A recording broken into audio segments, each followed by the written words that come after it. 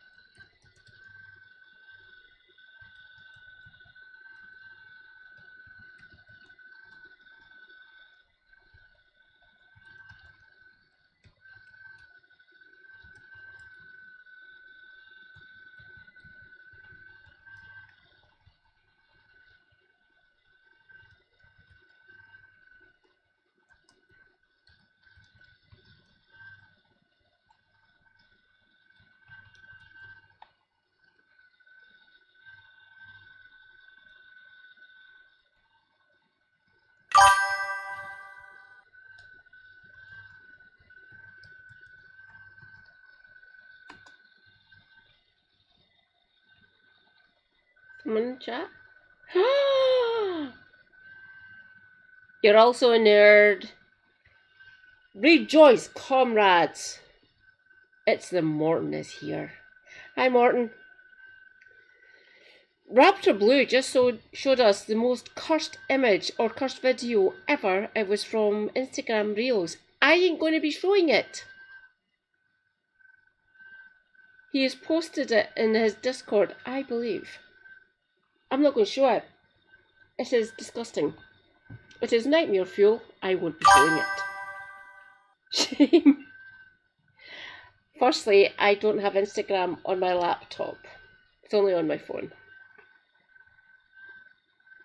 I can share it, but I won't. No matter how many people try to get me to do it, I'm not going to fucking do it.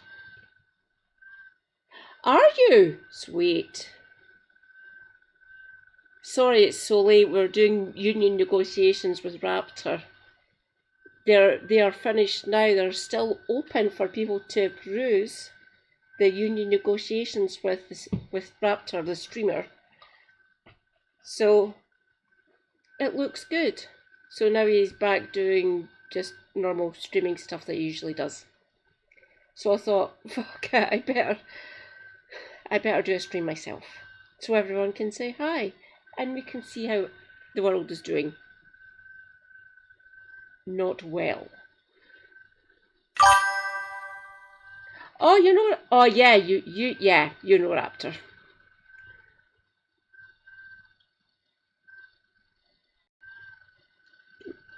Oh, oh, yep, that one. There we go. That's better.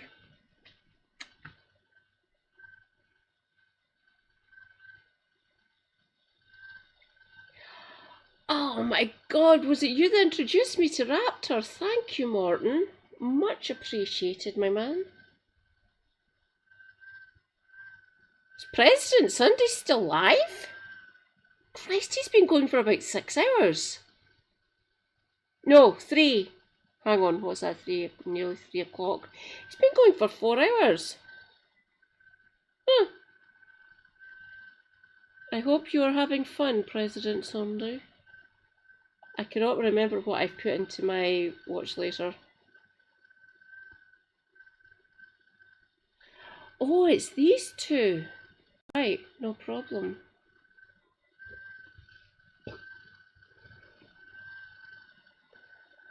Okay, let's see what's in the news.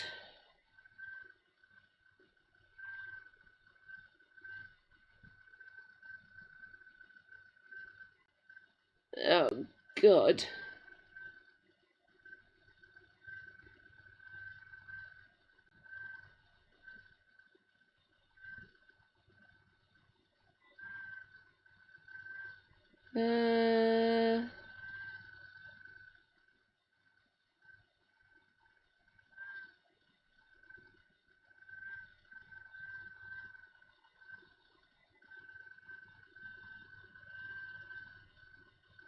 Oh, God.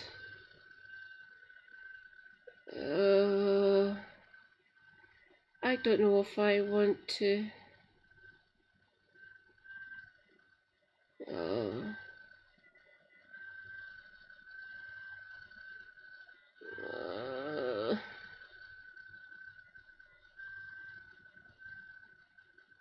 oh, fuck up. I don't really like pesting, but fuck it, let's hear it. Jeremy Corbyn, in both of the elections that he fought, the general elections that he fought as leader of the Labour Party, got more votes from the British public than Keir Starmer. I don't mean as an individual. Yeah. I mean the party in 2017 and 2019. Yes, it lost both elections, and in 2019 lost it in a humiliating way in terms of numbers of seats.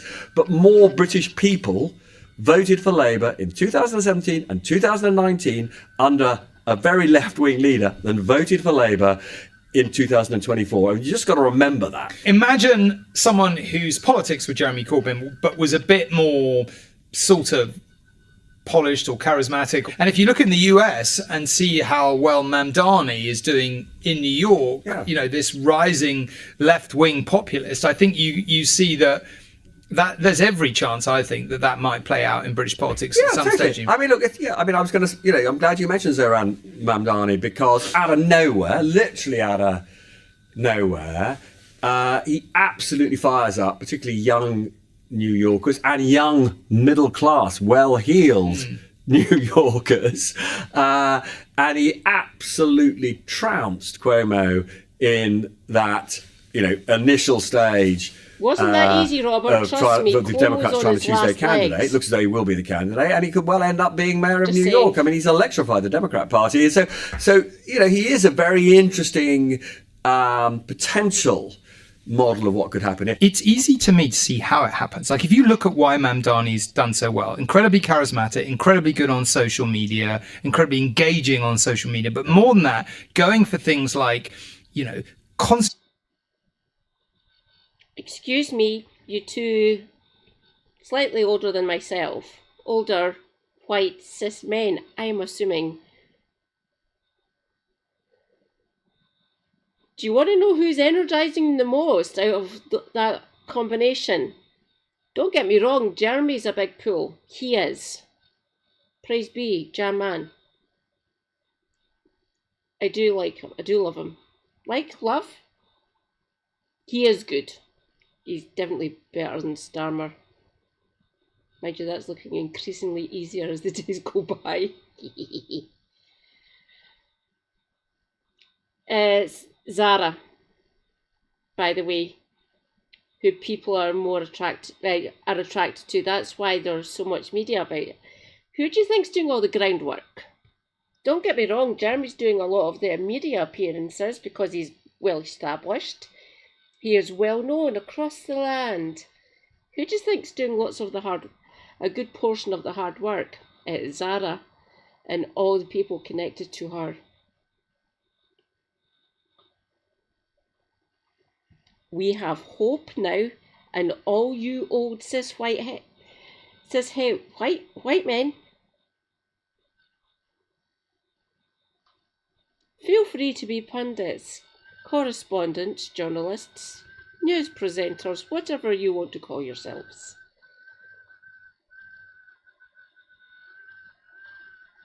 We have found our hope. Plus you've got me, a disabled Scottish white woman, eco-socialist and Marxist. You've got people like me as well, who can actually reach people, educate them. I might not be a millennial or a zoomer, I'm definitely not Gen Alpha, I'm nowhere fucking near that one. There's people like me. There is people like It's the Morton. We have James Holmes. We have Sozzled Snake. We have L. Ron Hubbard. We have Kev Logan and No Justice MTG or Helena. And we have Turn Left. We are growing. Well, I'm growing. Or spreading a bit. I will be losing weight, don't you worry. So, oh, it is going to be so much fun covering the elections next year for me. Just watching the established parties hopefully getting battered about in the polling.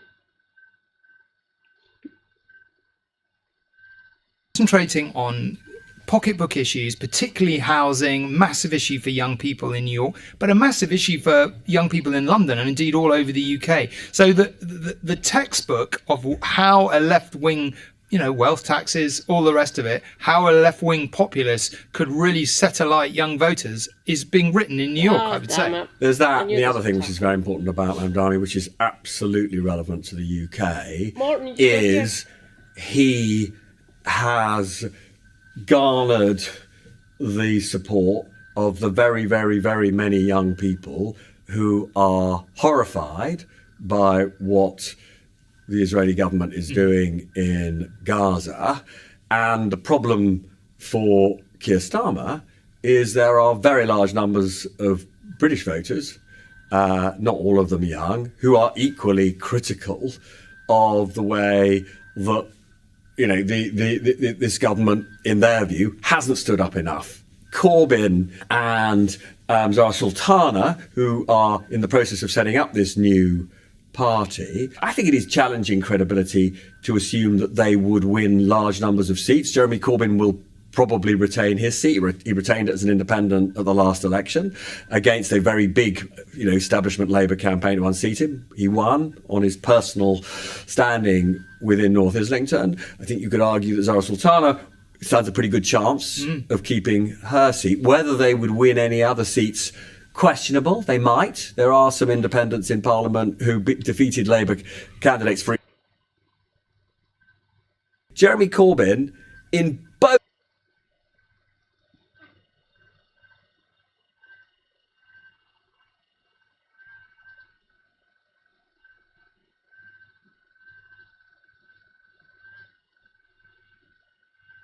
Oh God, can I?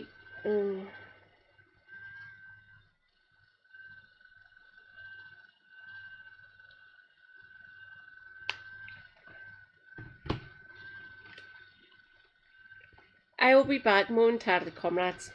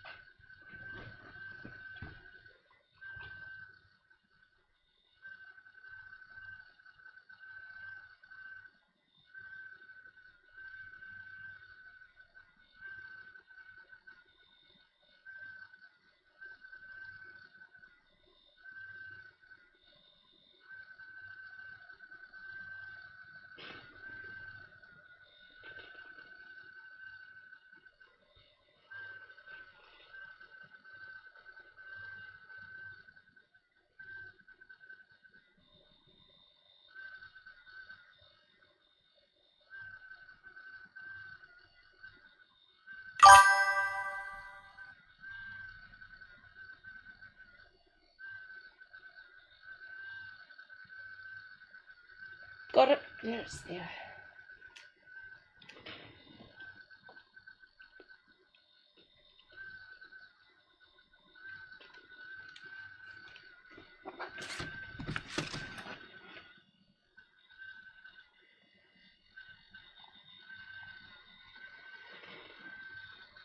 Morton, my dude.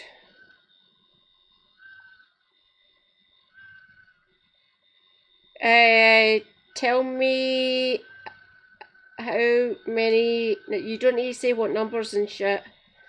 Tell me what numbers and lucky stars, and I can tell you how much you've won. If you want me to.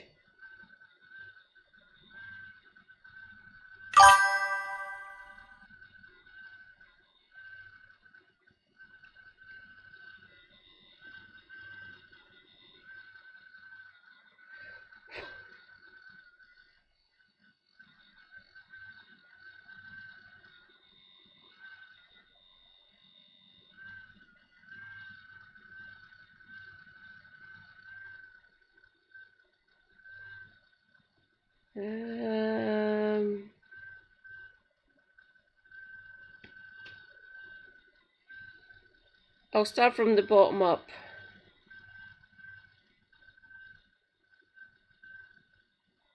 Match 2, £2.50. Match 2 and 1 lucky star, £3.80.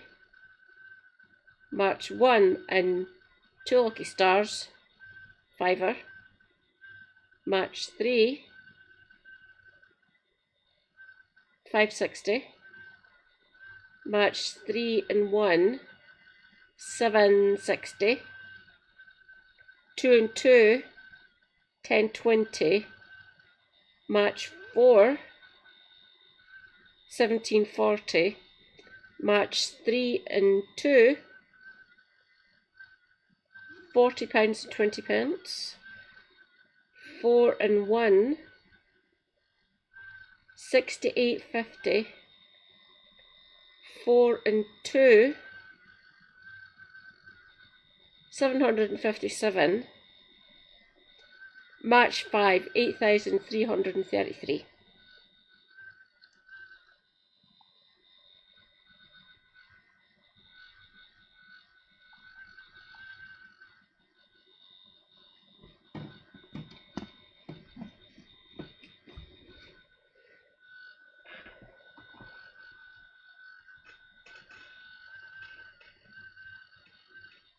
Both of the elections that he fought, the general elections that he fought as leader of the Labour Party, got more votes from the British public than Keir Starmer. I don't mean as an individual. Yeah. I mean the party in 2017 and 2019. Yes, it lost both elections, and in 2019 lost it in a humiliating way in terms of numbers of seats. But more British people voted for Labour in 2017 and 2019 under a... They were getting sabotaged from inside the party by our current Prime Minister, Mr. Peston. How many times do I need to keep repeating myself? God damn it, these bastards. Do you? Alright. I hope you have won a good amount of money. I know you haven't won the jackpot because it's a rollover. It looks like it's going to be £185 million on Tuesday. If you can, I would recommend you buy a ticket for it. £2.50 a line, so we will be buying a couple of lines on Tuesday. Can you imagine that? An actual Marxist with 185 million, it won't be 185 million, but a Marxist with actual money. He is resigned to the fact that I will be helping people.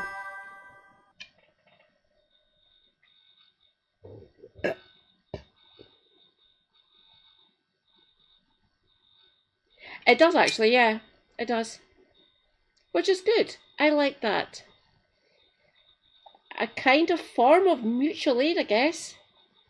Things need funding.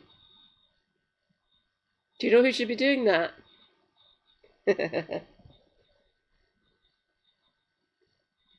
Very left-wing leader and voted for Labour in 2024. You just got to remember that. Imagine someone who...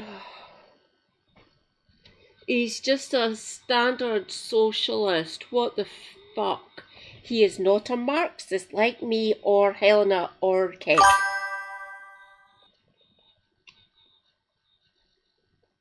It is a voluntary tax.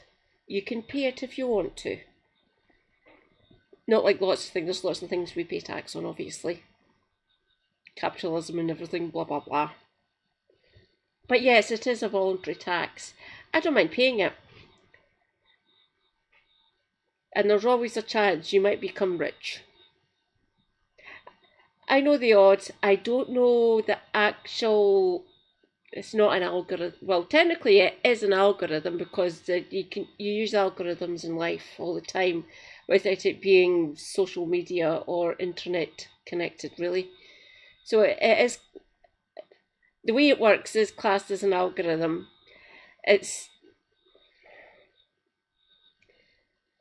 I just about coped doing the statistics. I wasn't going into epidemiology, but I had to do it as part of my second year at my degree. I was alright at it.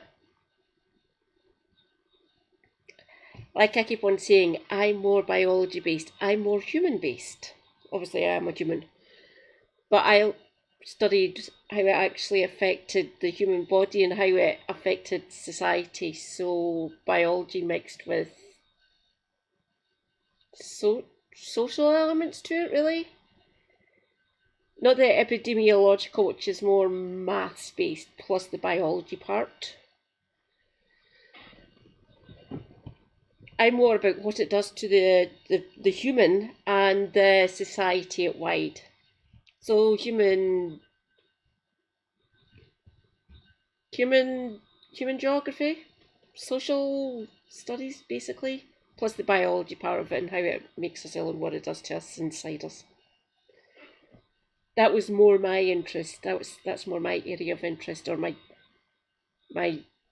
expertise, if you wish.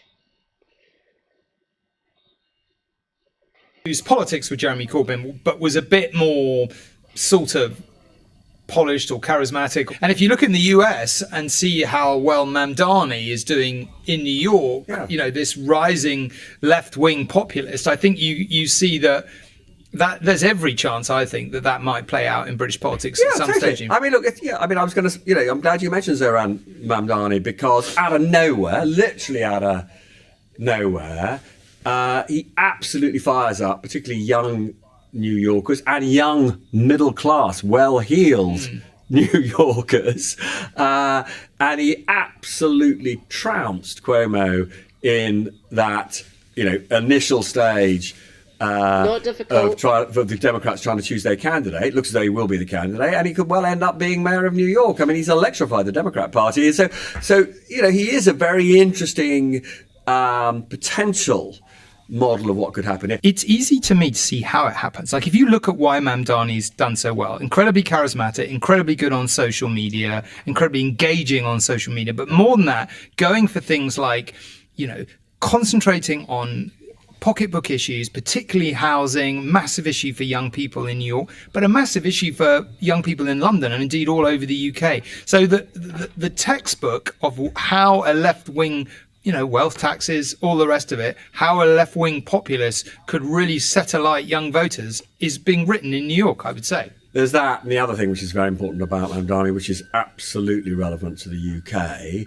is he has garnered the support of the very, very, very many young people who are horrified by what the Israeli government is doing in Gaza. And the problem for Keir Starmer is there are very large numbers of British voters not all of them young, who are equally critical of the way that this government, in their view, Robert's hasn't talking stood about up enough. people like me. Corbyn and Zara Sultana, who are in the process of setting up this new party, I think it is challenging credibility to assume that they would win large numbers of seats. Jeremy Corbyn will probably retain his seat. He retained it as an independent at the last election against a very big, establishment Labour campaign to unseat him. He won on his personal standing within North Islington. I think you could argue that Zara Sultana stands a pretty good chance of keeping her seat. Whether they would win any other seats, questionable. They might. There are some independents in Parliament who defeated Labour candidates, for example, on a pro-Gaza platform. The problem for Keir Starmer is that if the opinion polls, and there was one in particular that showed that a left-wing Corbyn, Sultana-led party could easily win 10% of the vote, or could potentially, not easily is the way of putting it, but potentially win 10% of the vote, some of those votes will go to them in constituencies where Labour MPs have a wafer-thin majority and could easily let in, well, probably, reform, right? So the problem for Starmer is not that... Robert, my dude.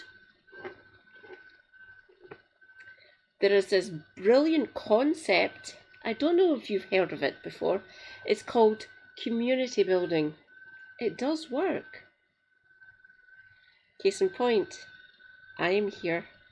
I am building my community. There's lots of other UK streamers who are building their communities as well. Why do you think we keep on protesting and emailing yous and talking about this shit? We are reaching wider and wider audiences. And you're making it so easy. Trust me, if you made it harder, we'd probably still be able to debunk you all and call you out for being incorrect and just kind of laugh at you, or for actually spreading lies and supporting a genocide and try to kill off disabled people and saying, you poors, just get back in the fucking workhouses and factories. We are here. We're going to make ourselves heard. There's elections next year, don't you know? Oh God, the next year's going to be so much fun. I'm probably going to burn myself out covering the elections next year, but fuck it. It needs done. And it definitely needs a female Scottish voice to be talking about it.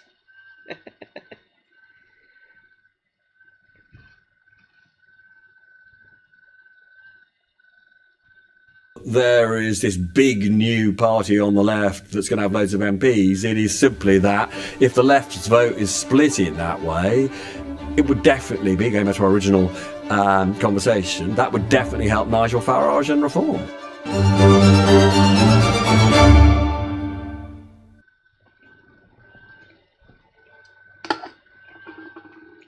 I hope you get proved wrong, Mr. Peston. I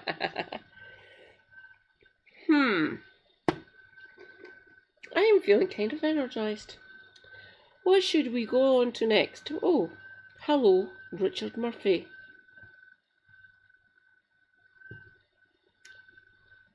Morton, do you have any suggestions?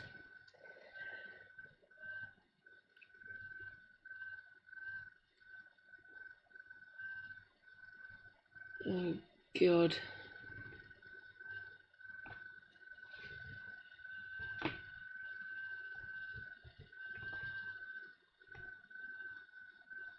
Nope, I am not going to that fucking curse. Must go away.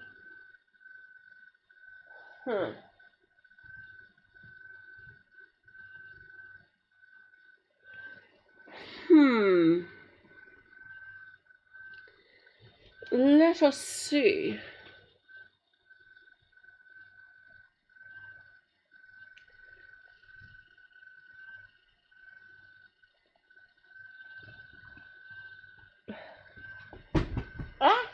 bugger it.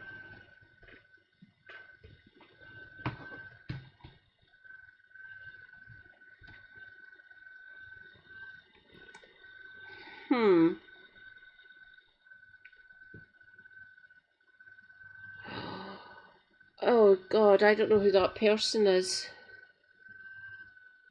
Morton.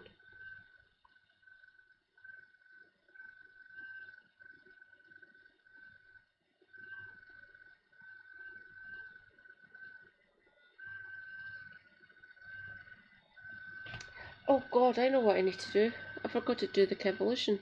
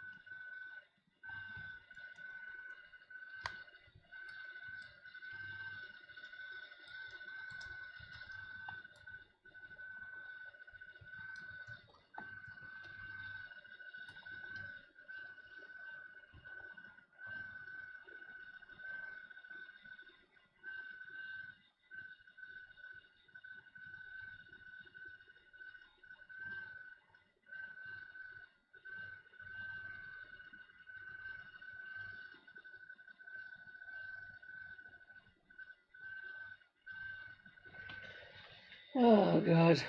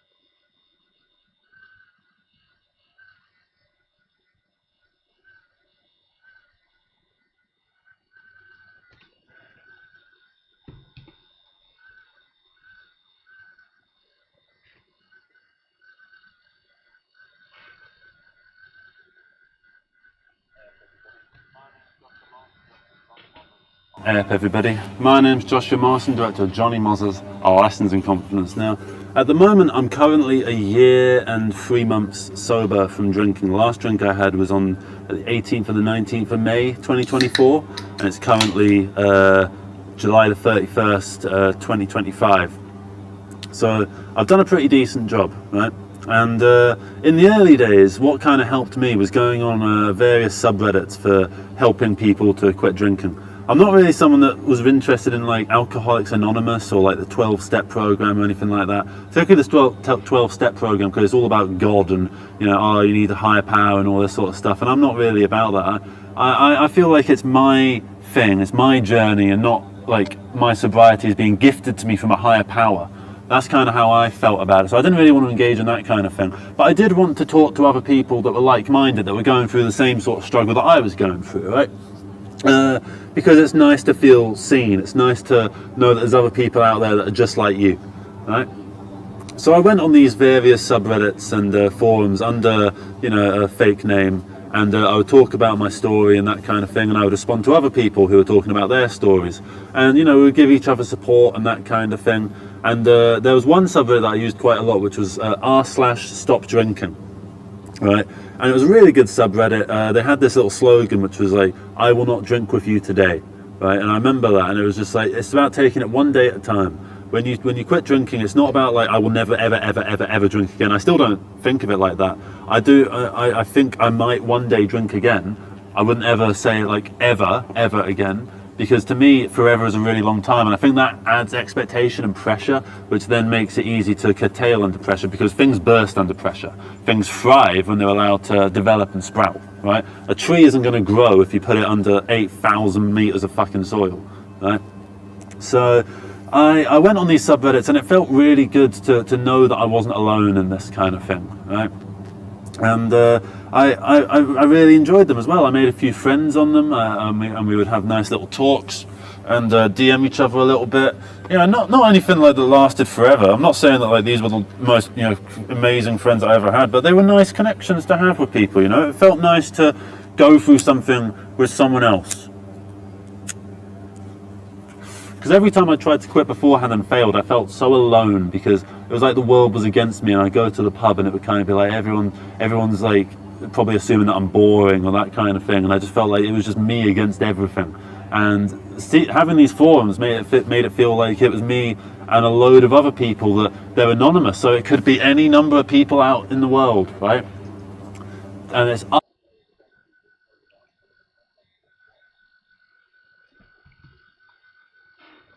Oh dear.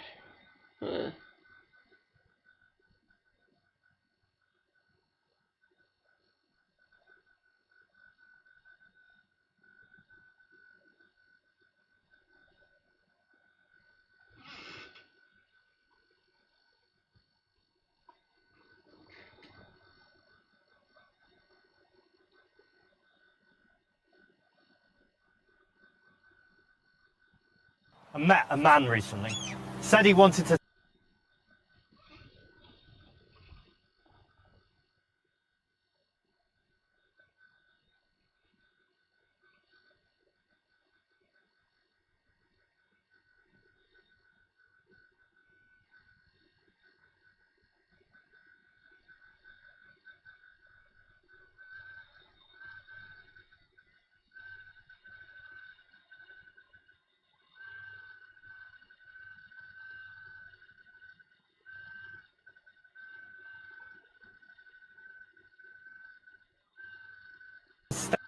stand on a beach like this one with a gun and shoot the people coming across on small boats. Wasn't even that shocked.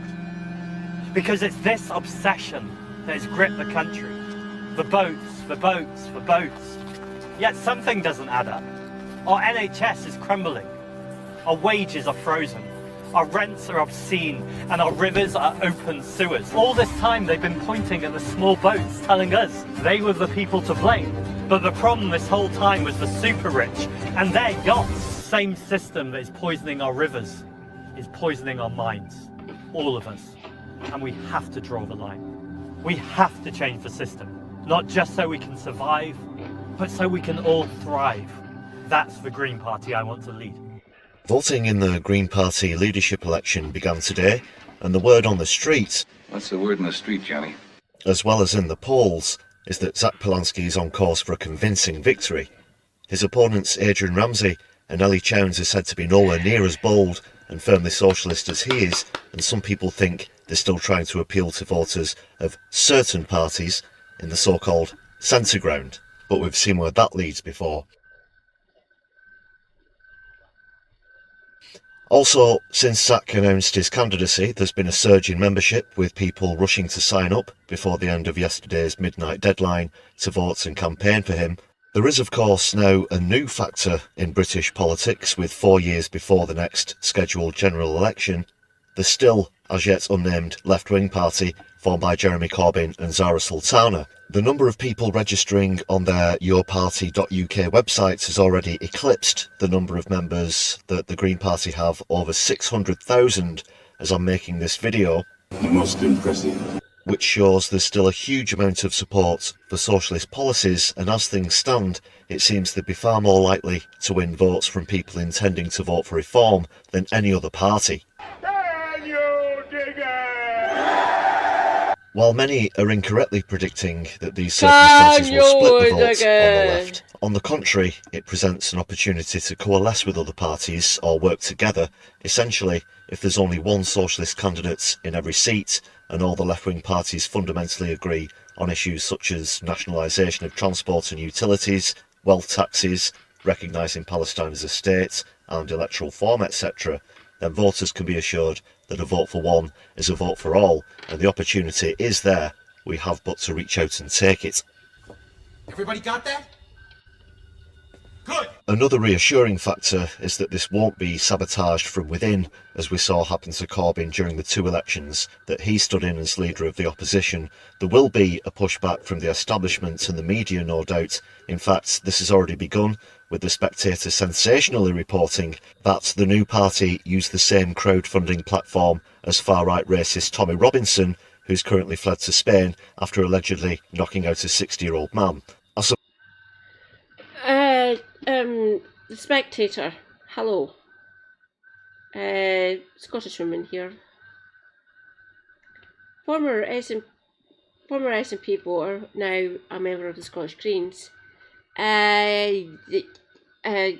Lots of people, lots of different types of organisations and movements use a variety of crowdfunding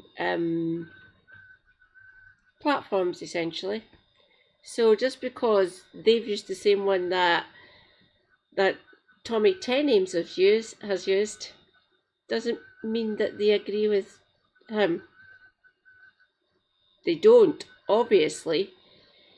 If you want to learn more, check out Zara Sultana's shorts. She is awesome. Or anything that she has said in that august chamber, the House of Commons. She is amazing. She is gorgeous, very eloquent. The right amount of loudness, while retaining her actual identity. A bit like myself, really.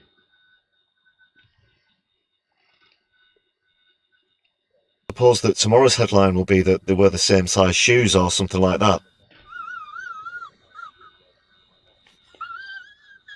Despite these barrel-scrapingly poor efforts from the mainstream media, by the time the country goes to the ballot to vote at a national level, next time we'll have had the best part of 20 years of austerity under the Tories in both blue and red rosettes. People will be crying out for real change more than ever, and as a country, it's a chance that we absolutely have to take. While hopes of an outright victory might be a little far-fetched at the moment, the Green Party, the new left-wing party and all other socialist grassroots and independent candidates have a good shot of gaining a significant presence in the House of Commons. For example, let's pick a random seat, say Ilford North, where Health Secretary Wes Shut up, Wesley! Streeting clung on by only 500 votes in last year's election. Independent candidate Lian Mohammed, who is breathing down his neck, is now predicted to win. There was also a recent vid on the channel about Keir Starmer's seat, which looks set to be swiped by the new Left Party as well. Check out the link above if you've not seen that one yet, people. My point here is that if the Prime Minister and Health Secretary can lose their seats to Socialists. then that means that any seat could be taken if they work together. So, are you backing Zach, or have you signed up at yourparty.uk? Let me know down below, as well as how you think the left can work together for maximum efficacy at the next general election. As always, your feedback's really welcome. Thanks so much for watching. Please hit the subscribe and thumbs up buttons to help us out on the algorithm. You can now join the channel with a membership for just 99p with some great perks for you to enjoy, including exclusive content and early viewings, plus lots more. And you get to join the list of awesome people who support the channel that you can see on your screen right now. Hit the join button or follow the links in the channel description. If you'd like to make a one-off contribution, then please hit super thanks.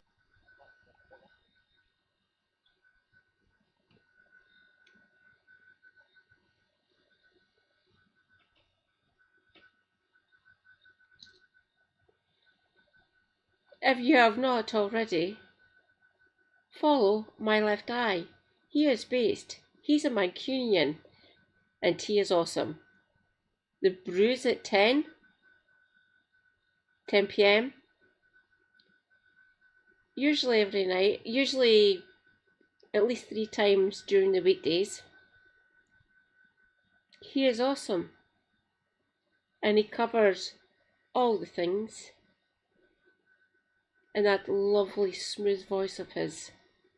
He is good. I love my left eye. He is good. Thanks on the video, or follow the link to our Buy Me a Coffee page where you can help to show solidarity and support the channel for just the price of a tasty hot beverage. All contributions are greatly appreciated. Thanks again everyone. My left eye will be seeing you soon. Thank you, Lefty. Much appreciated. What one is that? TLDR?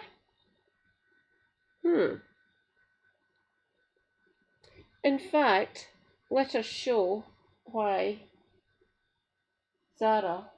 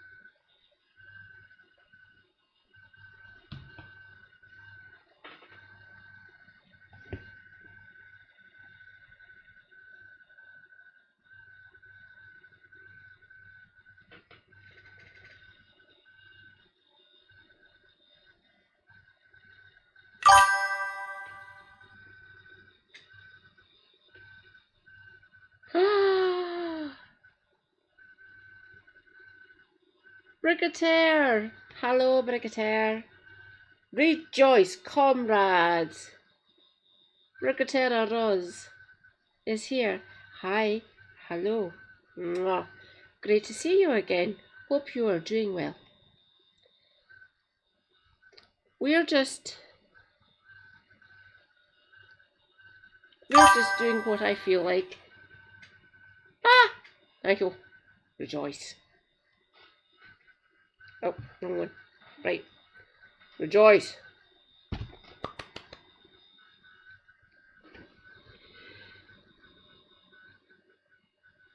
You have your irreverent Scottish lass here.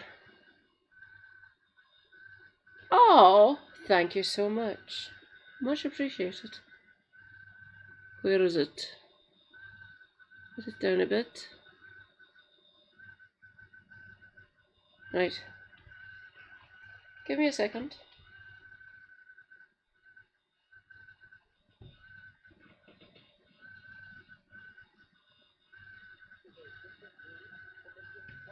Is there a different rule for Muslims in public life? During that interview, it felt like I was being interrogated as a young Muslim woman of colour, calling what is clear everyone was Islamophobic and racist, and I felt like I was put on trial. Kate Garraway repeatedly questioned me why it was important to use that specific word, and I don't think you'd get people questioning that if it was any other form of racism.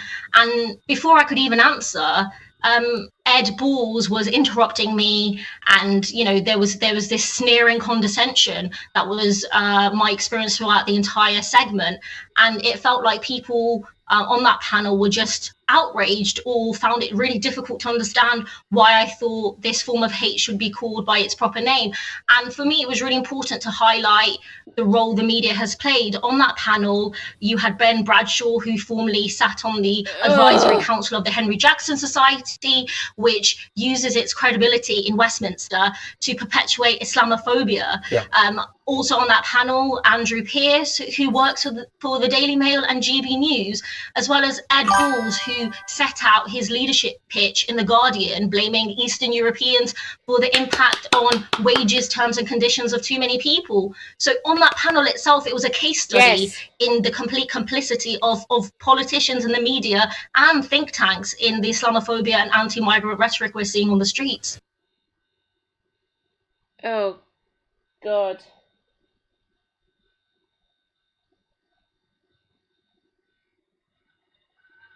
Right, that was about a year ago.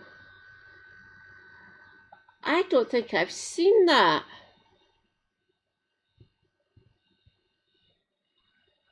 Fuck up. Fuck up.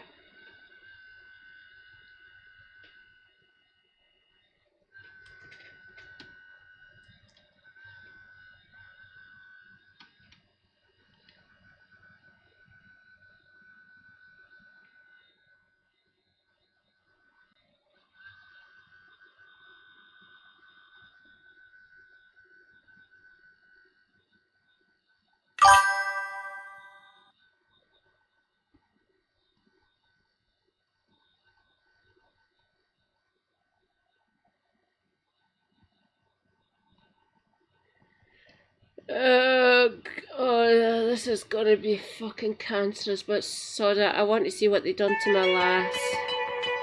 Live from Television Centre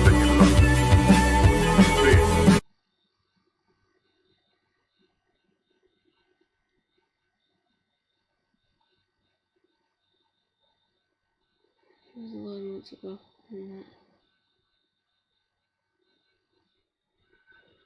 Oh, trust me, I say great terminology. Thank you. Oh, trust me, I say fuck it a lot.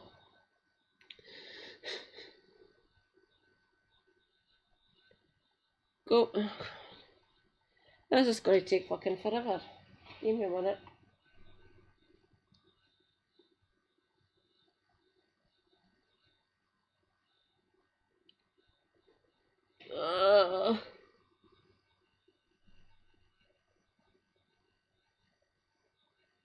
Go away.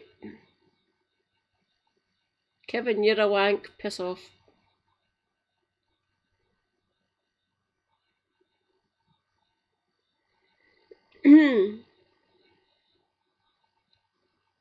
Brigadier, are you UK based? As always, you do not need to say. And cool. No, I was just curious. If you feel okay saying, what are your pronouns, so I don't misgender you. I'm a basic. I am she, her. How many? It's just like oh, go away a bit. Bleh. Oh, Christ, this is going to take fucking forever.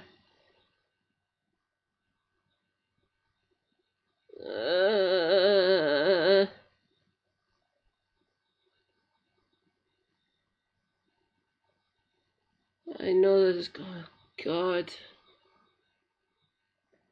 Fuck it. You know what? It might actually be in the links to this. Give me a minute. That looked like Zateo, actually.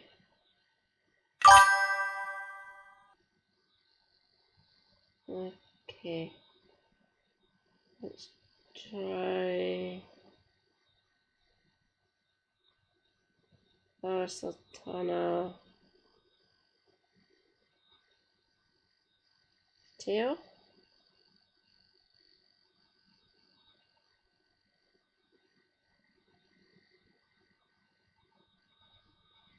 Oh, might actually be better to actually hear her talking to Mehdi.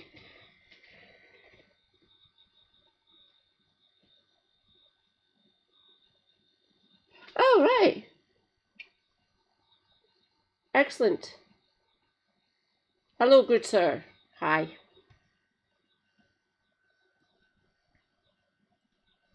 Do you like Zara? Praise be Zara. She is awesome. So do you?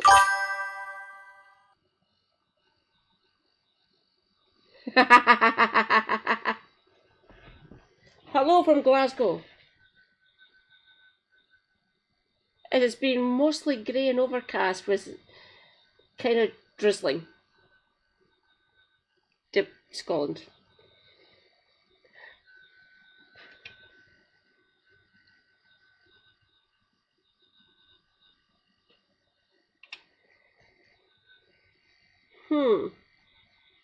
I am formulating who I think. Give me a couple of months. Obviously, Jeremy Corbyn has said as much. It's probably going to be October, November, probably November, that they'll be doing their conference. Obviously, it's not going to be the same size as like the Tories or Labour or whatever Man Frog and his merry band of lunatics are going to be doing. That's good. That is good. I'm going out tomorrow. I'm going to my local shopping centre, which is, as far as I'm concerned, I think it's on its last legs. We've been slowly losing shops from it for the last couple of years.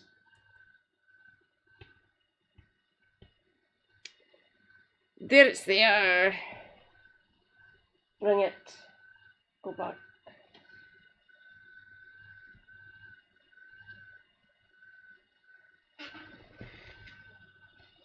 Simply for the way they look or dress. Protests always happen for a reason. Protesters always have some sort of demand. What we've seen on the streets of Britain this past week, however, are not protests, and the people taking part in them are not protesters. These are far-right, racist, Islamophobic riots, especially when they involve setting fire to a hotel housing more than 250 immigrants, or surrounding a mosque and forcing worshippers inside to fear for their lives, or just targeting people on the street for violent attack simply for the way they look or dress. Look, there is so much to be said in response to what we've seen in recent days in the UK. The sheer level of violence and intimidation, including attacks on police officers from the same right-wing people who claim to love the police. The complicity from the mainstream media and from social media, which together have fanned the flames of hate, demonized immigrants, incited Islamophobia, even now trying to both sides a shocking wave of far-right political violence. The wholly inadequate response from a Labour government that doesn't want to clearly address the anti-Muslim bigotry that's undeniably at the core of a lot of what we've seen. But what has really stood out to me, and what I really want to point out today, is the sheer hypocrisy from all those people who said after 9/11 that if you mention the role of US foreign policy in driving radicalization and pushing people into the arms of Al-Qaeda or ISIS, you were an apologist for terrorism.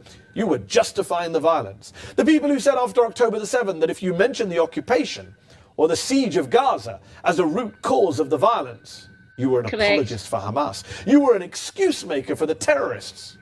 And yet subtly, all those same people now want to talk about root causes, about context, about the underlying issues and legitimate concerns that are driving all of this far-right terrorism. Because that's what this is. That's what we have been witnessing. Far-right domestic terrorism.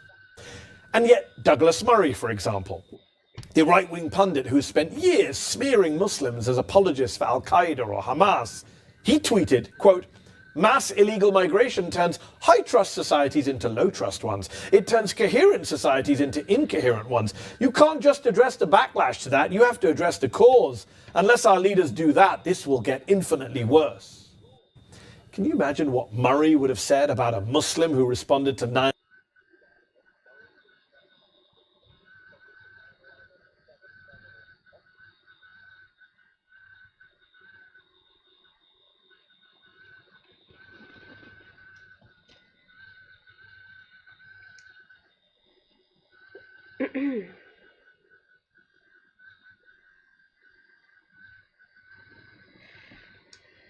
Mass illegal migration turns high trust societies into low trust ones. Douglas.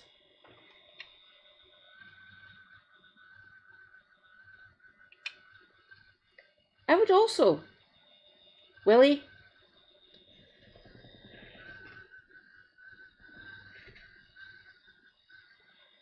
Just going on a biological basis. By the way, ally. Not a turf, trust me on this one. One of the most diverse nations on the planet, China, because there's so many admixtures and stuff, it is coherent. They talk to each other, obviously, because there's many types of different peoples who live over there. It's the same in America. It's called the melting pot of the world for a reason. So many different types of people live there, and they mostly get on with each other and just want to have a decent, ordinary life, go to their work if they work, maintain a household, go for their groceries, go out for a couple of beers, go to a sports ball thing, or a wrestling thing, or a rugby thing, or a baseball. They like to go out, go bowling, maintain their communities, have social gatherings. We just want to get on with the world and not have to worry that we're actually physically destroying the planet. That'd be nice, thank you. Oh, God. It turns coherent societies into incoherent ones. Really, Douglas? I've heard what you've said in the past, and do say. You do sound incoherent quite a lot, actually. You can't just address the backlash to that. Yes, you can. Open borders. Better treatment of migrants of any description, be they actually refugees or economic migrants. There is a better way to do it. You have to address the cause. I'll give you that one. They're not. They're making it fucking 10 times worse, or 100 times worse, or 1,000,000 times worse. Speak to immigration and social demographics experts on this. We have 3 of the best for all of those things. 3 for each category, 3 for each discipline. You can go and talk to them. I'm sure Yvette Cooper's got enough time on her fucking hands.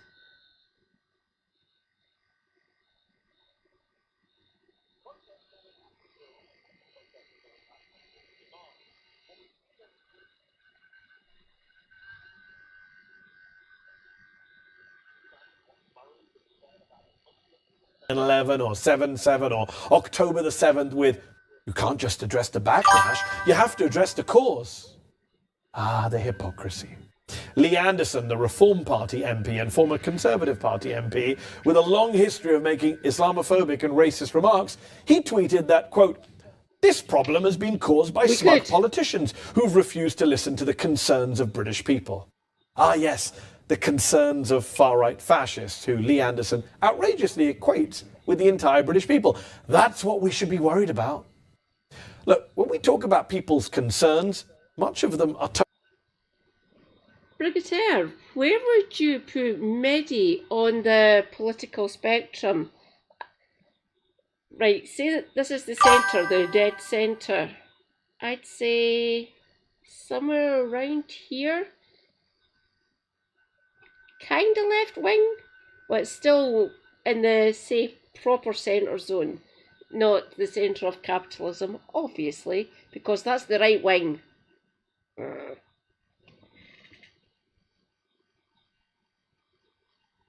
Oh God, yeah, he's easily a fascist, we know that, and he's a Zionist as well. I don't care how much he fucking protests. Yeah, I'm pretty much the same. I like Mehdi. Oh, did you see him on Jubilee? I managed to get through all of that one. Didn't get through all of the one that Cenk done recently. Fucking hell. Yes, Cenk, well done. You're not left, you're not right, you're centre. You're a sensible person.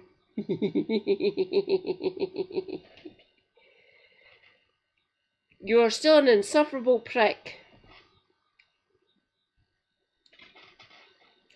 I used to think that his nephew might be able to make him a little bit better, but fuck it, that's not even possible because I don't think Hassan's worth saving, let alone Cenk.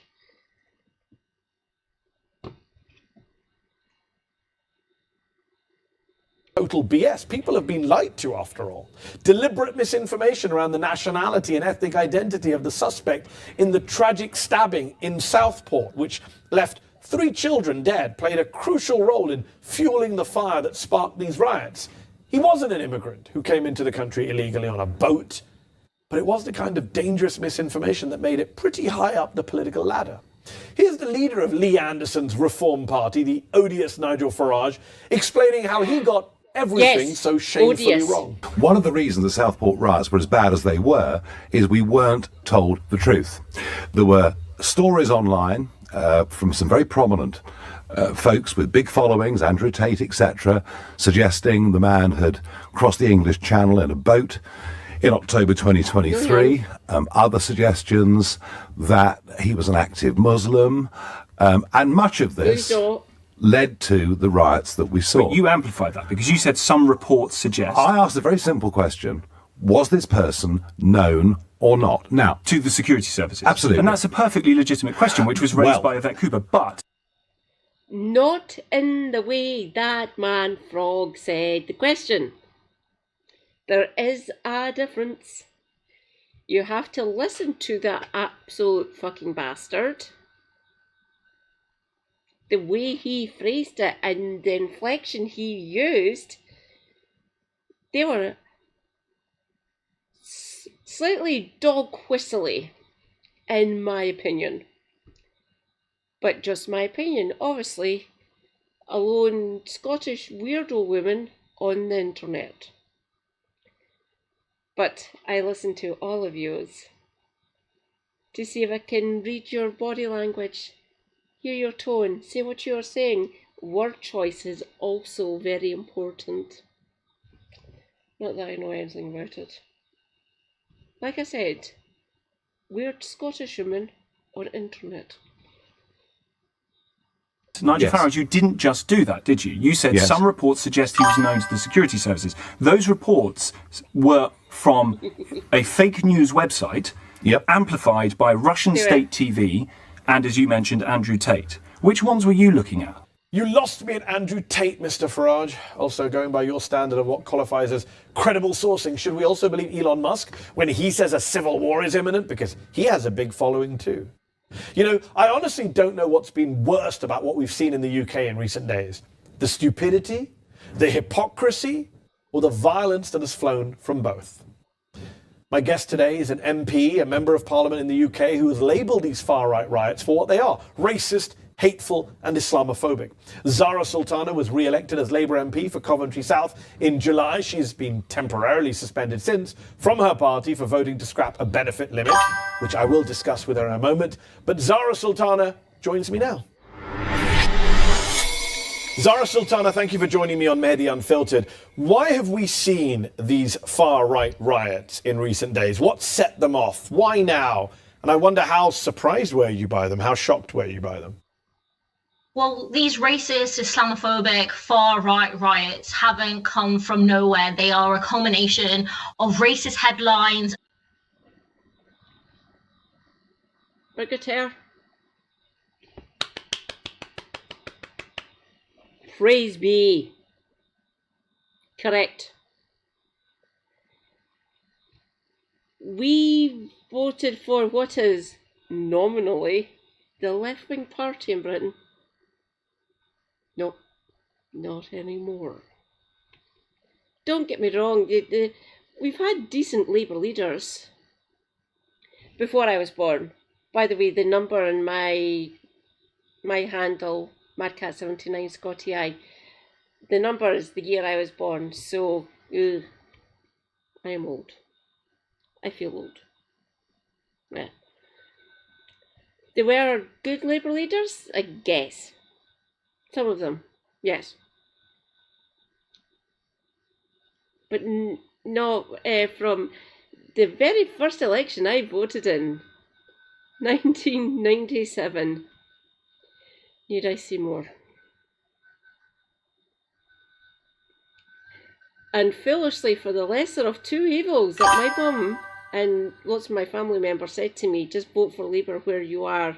And my MP turned out to be Jackie Bailey, just fucking hound me.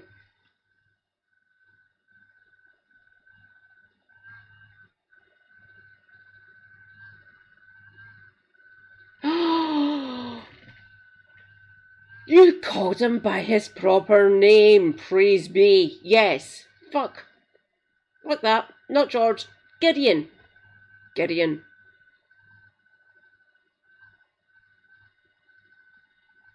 Oh dear God.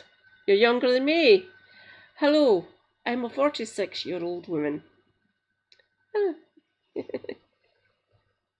I am younger than Zara as well. I'm older than Zara as well. She's younger than me, so no. Nothing against being young, of course. I was living in Clydebank at the over in that sort of direction. I currently sit in. This isn't too specific. Springburn in Glasgow, so North Glasgow, really. I'm 3.5 miles from the city centre of Glasgow, with all the shops and everything, so I'm not that far away.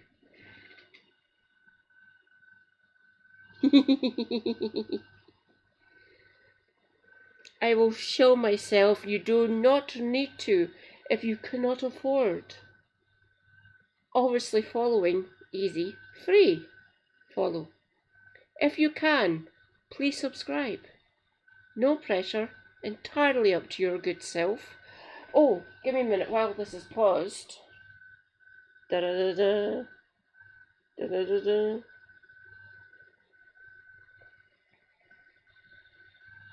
Give moi a second. Do-do-do, do-do-do, do-do-do. Do-do-do.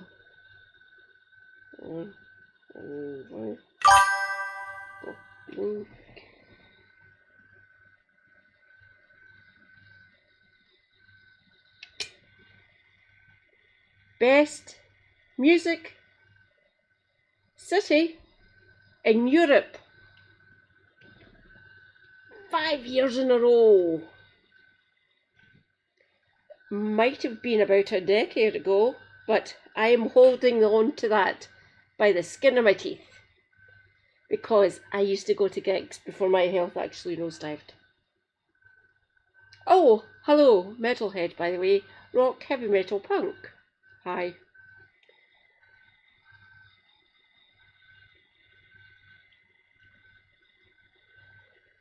Do-do-do-do-do-do-do. And oddly enough, a little bit of classical music. I used to play the piano and drums.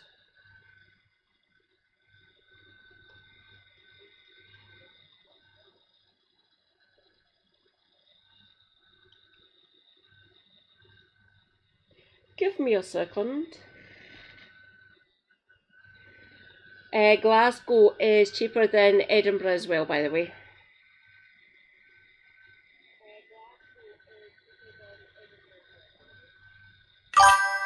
Ta-da! Discord link. It is called Numpty Women because Numpty Women.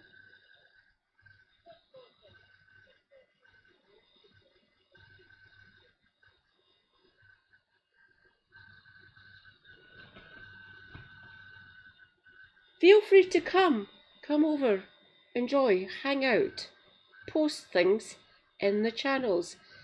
It is an ongoing refining process for my Discord. I will get there. I will make it look awesome and inviting and cozy, as always.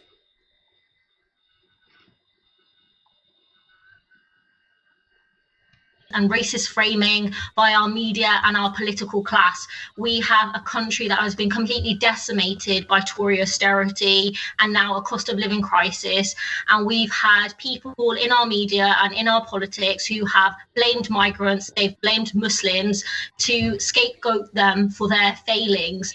And this is a product of that. When we hear the language that is being used in the streets by these far-right thugs, they are using slogans that people in the high office in the country have used, such as stop the boats, take back control. And when we think about the rhetoric that has come out of Westminster, we've had a former Home Secretary who talked about a refugee invasion, she called it. Yes. When we look at how this politics has been legitimised, ITV normalised Nigel Farage by putting him on I'm a Celeb, and we've had BBC Question Time do the same with Nigel Farage as well. And so we need to look at the complicity of our political and our media class in what we're seeing on our streets. What did you think, you referenced the political class, what did you think of your party leader or former party leader, Prime Minister Keir Starmer's response to the riots? Was it adequate in your view? I was really disappointed at the start, where there seemed to be a reluctance to call the violence Islamophobic. There's been progress made on that, but the party itself has a real problem when it comes to tackling Islamophobia and anti-Black racism. In 2022, we had a report on the Labour Party's internal processes by Martin Ford, who said that the party had a hierarchy of racism, and later commented on concerns around how Islamophobia and anti-Black racism are dealt with. So as the report highlights, but also my own personal experiences as the youngest Muslim MP, the Labour Party has a long way to go. And when we think about the rhetoric that has also been normalised, this is also by Labour Party politicians. When Jack Straw was leader of the House of Commons, he refused to meet Muslim women who wore the veil. We've had John Ashworth, who lost at the last election, saying that asylum seekers could stay in hotels for the rest of their lives. So this is something that has also become very normalised within Labour Party spaces as well. Zara, you had a fiery exchange, I should say, during your interview with Good Morning Britain this week, when you criticised people, including your own party leadership, for not calling these riots Islamophobic. The hosts, I think it's fair to say, were not sympathetic to you. I just want to show a clip of that exchange to you and to our viewers. Let's play that clip. Keir Starmer, Yvette Cooper and Rishi Sunak over the weekend have all said that... have they called it Islamophobic and racist? Why is that language important to you? They've called it racist. Have they called it racist? These are not trivial matters. We have to... No, I know. No, I'm sorry. We do have to ask you questions as well. Zara, what was going through your mind during that exchange? And do you think a Jewish MP who went on television after a synagogue was surrounded by a far-right mob and demanded that be called anti-Semitic, would they have been treated in the way you were as a Muslim woman? Is there a different rule for Muslims in public life? During that interview, it felt like I was being interrogated as a young Muslim woman of colour, calling what is clear everyone was Islamophobic and racist, and I felt like I was put on trial. Kate Garraway repeatedly questioned me why it was important to use that specific word, and I don't think you'd get people questioning that if it was any other form of racism. And before I could even answer, Ed Balls was interrupting me, and there was this sneering condescension that was my experience throughout the entire segment, and it felt like people on that panel were just outraged or found it really difficult to understand why I thought this form of hate should be called by its proper name. And for me, it was really important to highlight the role the media has played. On that panel, you had Ben Bradshaw, who formerly sat on the advisory council of the Henry Jackson Society, which uses its credibility in Westminster to perpetuate Islamophobia. also on that panel, Andrew Pearce, who works for the Daily Mail and GB News, as well as Ed Balls, who set out his leadership pitch in The Guardian, blaming Eastern Europeans for the impact on wages, terms and conditions of too many people. So on that panel itself, it was a case study in the complete complicity of politicians in the media and think tanks in the Islamophobia and anti-migrant rhetoric we're seeing on the streets. You kind of answered the next question I was going to pose to you, which is how did Islamophobia get so mainstreamed and normalised in the UK? Because it's very easy to blame Conservatives and the Daily Mail and GB News and the right, but Liberals, Labour, centrists, quote unquote, have been complicit in mainstreaming this stuff. Absolutely. When we think about racism and we think about Islamophobia, people will show the pictures of the violence that we're seeing, which is targeted, and it is, the images of hotels being set on fire to directly harm asylum seekers. It's Muslim women who are getting their hijabs pulled off. It's black and brown people being targeted by lynch mobs. And that is the visceral impact of it. But when we look at how it has become normalized, there are people who refuse to combat these right-wing narratives. It is your political pundits who just let Robert Jenrick say that Allahu Akbar should be criminalized, and he just kind of gets away with it and doesn't get challenged at all. So this isn't a working class problem. This is from the top down. The fish rots from the head. Yeah, the insane to say that Allahu Akbar should be criminalised and people should be arrested for it, but that's Britain today. And this is someone who wants to be the leader of the Conservative Party. Probably this is someone why he's saying who's previously occupied very high office. It's why he's saying it, because he knows that appeals to his Conservative members. The hashtag two-tier Keir has gone viral in the wake of these riots, accusing the Starmer government of policing far-right riots differently to far-left marches for Palestine. Is there any truth to that argument? How do you respond to that? Absolutely no truth. This is a conspiracy theory that says that white people face higher levels of policing, a more heavy-handed approach, and it couldn't be further from the truth. The year ending March 2023, for every 1,000 black people, 24.5 people were stopped and searched, and that is 5.9 for every 1,000 white people. The stats simply don't hold up, and you've got people like Elon Musk who are also perpetuating this conspiracy, and it needs to be called out because that is not true. What do you make of Elon Musk's interventions? How badly has he and social media platforms incited and amplified some of this violence and hate? Well, he didn't buy Twitter because it was a good financial decision. He was quite open about that. His investment in Twitter is because he sees it as a platform to spread his ideology. It's the same way billionaire press barons buy newspapers so they can use that form of media to divide and rule so they can protect their own class interests. And we see how he has used Twitter to amplify anti-migrant rhetoric, anti-trans rhetoric, and he has tried to influence US politics, and now he's also doing it in UK politics.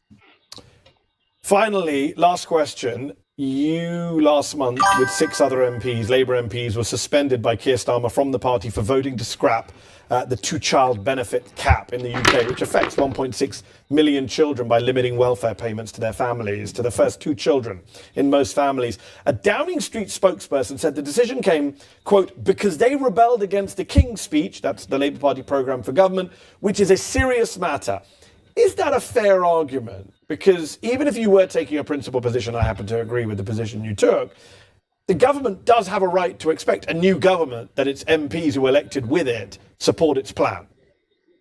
Well, we didn't vote against the King's Speech. We voted for an amendment to the King's Speech, which we believe would have made the King's Speech even better.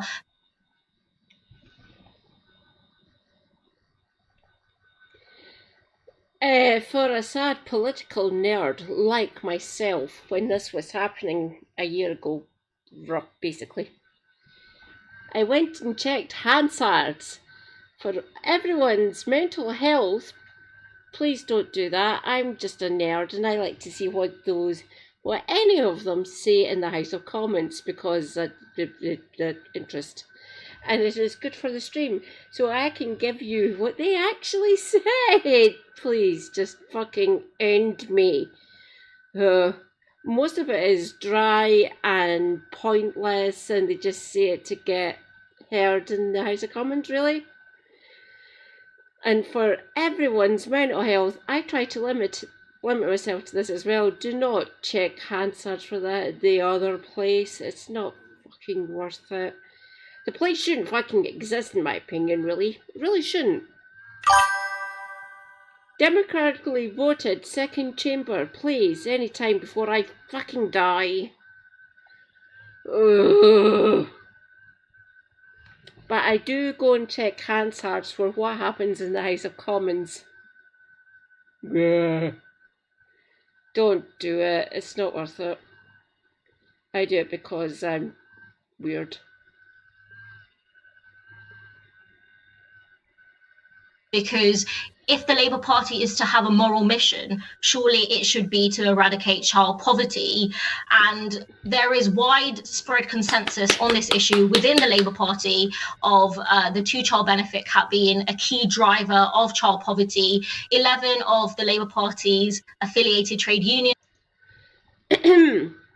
I will be getting more into that. I will tell you what actually gets said the closer we get to the elections next year, especially for the local elections happening in England and Wales.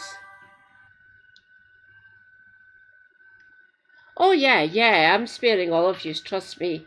It's mostly dry nonsense, essentially. Obviously, we are very...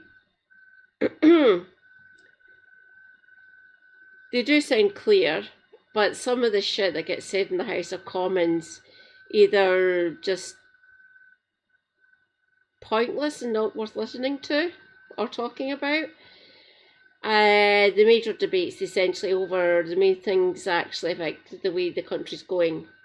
I always go and look for those things. Oh, thank you. I don't know if do you know do you know Kev Logan and No Justice MTG, also known as Helena? There's also a couple of other ones, Scottish ones. We've got our brilliant Mancunian, My Left Eye. We've got I like Max. Max is quite good. So Maximilian Robespierre. A lot of time for him, a good amount of time for him. I like Max, he's quite good. For everyone's sanity, I try not to go on to a different bias, Fillmore House, or Graham Hughes. Kind of, yeah, he's a dick. And Femi, oh God. Femi, you do some good things. You do, I'll give you that. So the three main ones, Kev Logan, KF Logan 1875 on Twitch, or at Ploppy111 on YouTube. No Justice MTG, same on Twitch and YouTube, and My Left Eye on YouTube. They are good people. They are brilliant streamers. They be based. So we've got Birmingham, Nottinghamshire area for No Justice, and Manchester with My Left Eye. Quite good. We have me here in Glasgow. We have 27 Club, or David, and Western Barnshire area. So we are covered. We've got lots of different people all over the UK. It'd be good. I do like Max. Max is quite good. Phil, you have lost me. Piss off, Phil. Graham's a dick. So is Femi, actually. He does sometimes say good things and go into places and says good things and sticks it to the right wing. Sometimes. Max is mostly good. Oh Christ, Bowler Hat Man and Chud.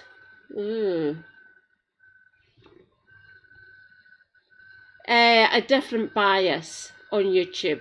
He's just on YouTube, and he does Politics Social with Graham Hughes.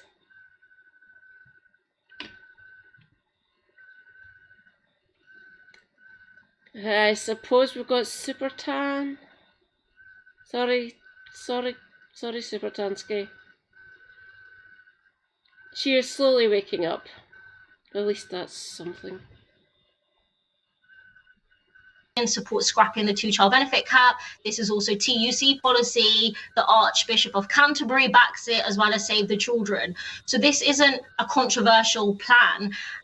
What I struggle with is the lack of urgency around it. We can implement wealth taxes. In fact, over the past 14 years, the wealth of the very richest in our country has gone up threefold. The top 1% own more wealth than 70% of the population. So we could implement this today if we wanted to. So the fact that 300,000 children in the UK are living in avoidable poverty is a political choice, and that's what we were standing up against. Do you plan to return to the Labour Party? How long is the suspension for? It's a 6-month suspension that will be reviewed at the end of that period of time. And I'm respecting the process, and I hope that the whip will be restored. But I've been quite clear that I will speak up for my principles, and I will speak up when I think that the party isn't being vocal enough when it comes to racism, Islamophobia, the rights and dignity of the Palestinian people, especially when it comes to complicity of the UK government with arms sales. So I'll carry on doing as I have been. Sarah Sultana, thanks for joining us on Mehdi Unfiltered. Thank you for having me.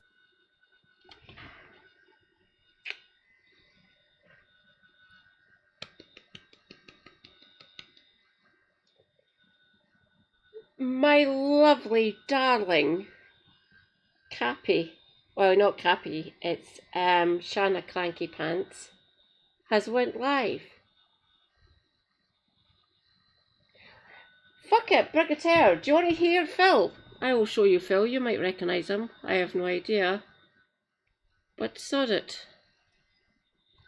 I will give you Phil. There we go.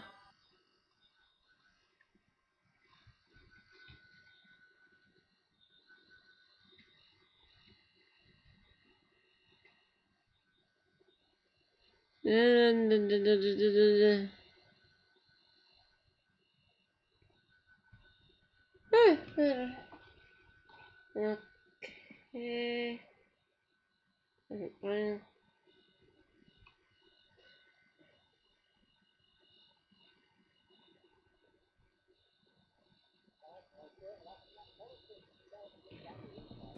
Hi, my name's Phil. I'd like to come out politics. So I'm going to round the week out here with just a trio, a medley if you like, of Reform UK embarrassments. Although technically one is ex-Reform UK, Rupert Lowe, who called for people raising money for charity to be deported for it. All very embarrassing.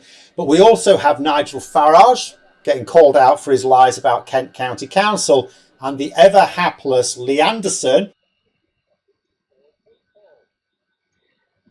No, it's not the reason why I don't like him. Yeah, fair enough. Go for Man Frog.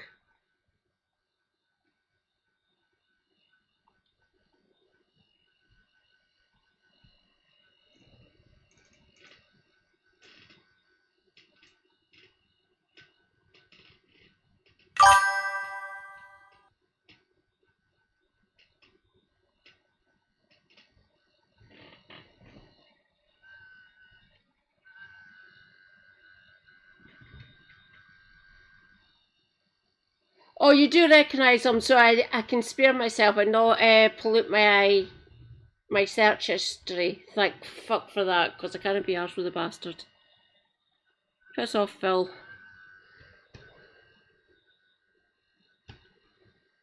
I used to be a channel member, by the way. fucking years ago. Back when he first started. I think I joined him when he was about a year into doing his videos and stuff. Back then in the Brexit days. Oh, for full clarity, I voted to remain because we had right-wing fucking Egypts in charge.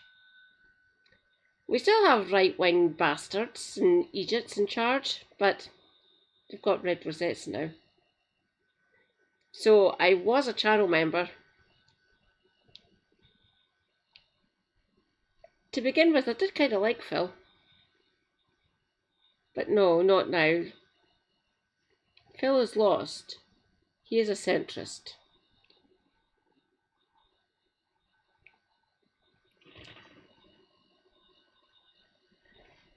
Right, let's try this again.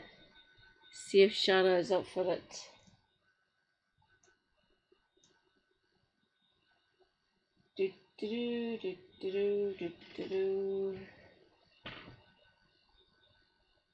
I've only been going for an hour and a half.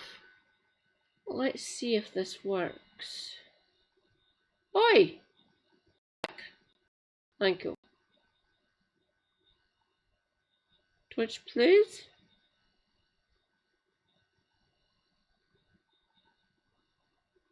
We are going over to Capricorn. Oh, there she's there. Oh, Raptor's still going.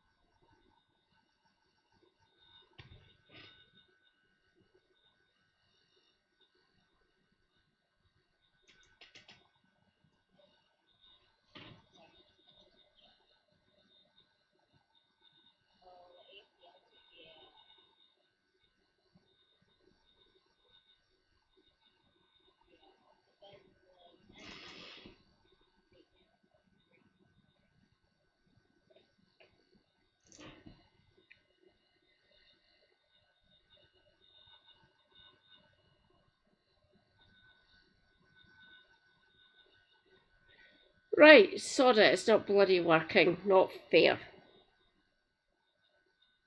A quick short stream, and I am going to read us all out.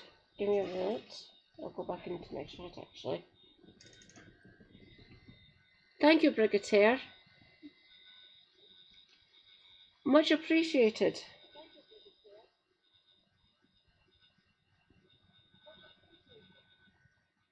Feel free to come back.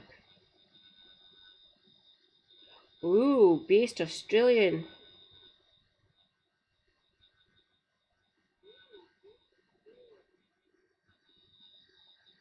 We all go and say hi to Shanna because Shanna is awesome.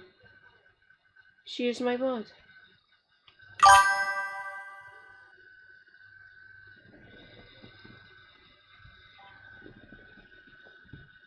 You are welcome.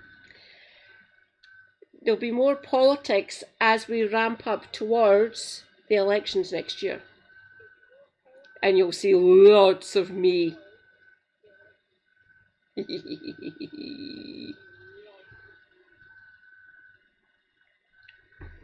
If you feel like coming onto the stream, just say, jump into the Discord, DM me.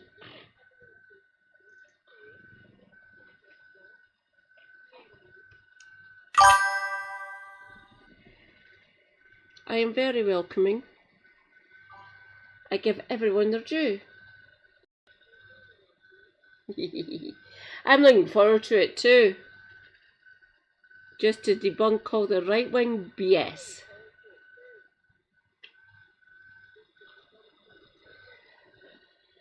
It is currently 4:30 in the morning. I am going to carry on. I'm going over to Shanna.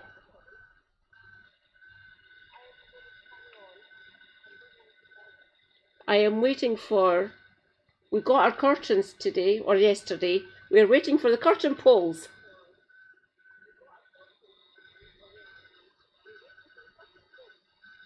You're apparently meant to be arriving by 1 PM, delivered by some company that some bald dickhead owns.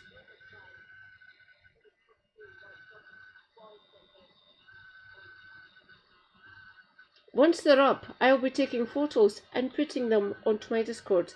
Feel free to look at my lovely curtains.